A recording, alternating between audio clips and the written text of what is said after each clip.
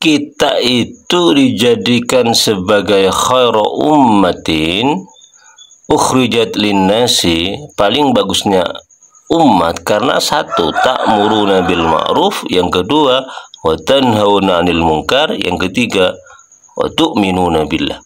Jadi ada dakwah mencegah orang melakukan kemungkaran, mengajak orang melakukan kebaikan, itu tanda orang muslim dan itu merupakan kegiatan dakwah.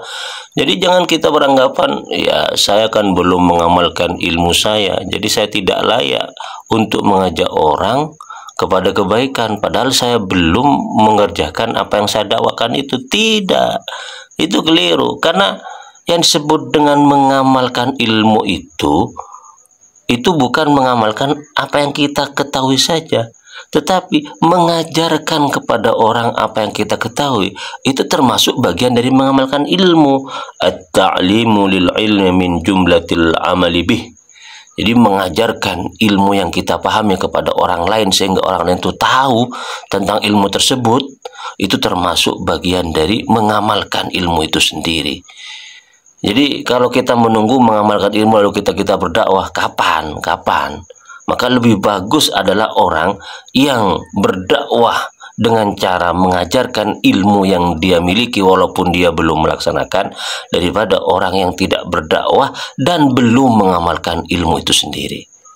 Padahal kalau kita banding-bandingkan ya antara fadilah beribadah secara personal ya, kayak zikir ya, ibadah sunnah lah, zikir, ngaji Al-Quran dan lain sebagainya, dengan dakwah, itu justru lebih bagus, lebih banyak manfaatnya dakwah.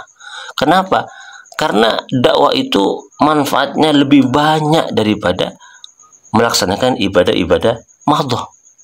Jadi bagi orang yang punya ilmu ya, apalagi orang yang memang alim gitu ya, memang harus punya waktu khusus untuk berdakwah, taklim, mengajarkan orang tentang hal yang baik, tentang hal yang buruk, sehingga orang itu bisa terhalangi dari hal-hal yang fahsya dan mungkar dan terdorong untuk melakukan hal-hal bagus. Jangan wirid terus, jangan ngaji terus, jangan ibadah sunnah terus, karena pahalanya sedikit. Lebih baik punya waktu khusus memang untuk berdakwah, untuk taklim. Persoalan gaya taklim itu memang disesuaikan dengan jamaahnya.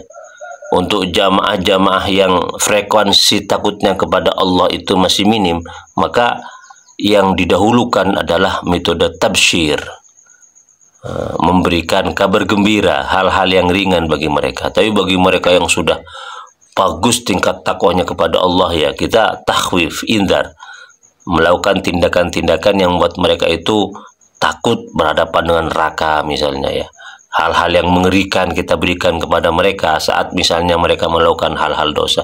Jadi itu penting bagi mereka yang sudah standar khaufnya kepada Allah itu sangat besar. Jadi mana yang lebih bagus, metode dakwah yang kasar atau yang lembut? Kasar dalam arti dakwah yang menakut-nakuti, dengan dakwah yang lembut, yaitu memberikan sesuatu yang menghibur bagi mereka, tergantung kepada segmen jamaahnya. Kalau jamaahnya kalangan awam yang tingkat takwanya kepada Allah itu masih belum kuat, maka yaitu ibsyar, tabsyir, memberikan hal-hal yang ringan yang menyenangkan kepada mereka.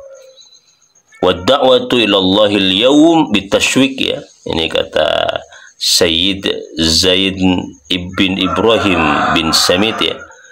Dakwah sekarang itu kepada Allah bitashwik ya, dengan cara lembut, meringankan ya, bikin segala hal nampak ringan bagi mereka dan menyenangkan ya, karena mungkin dilihatnya jamaah sekarang itu khaufnya kepada Allah belum kuat.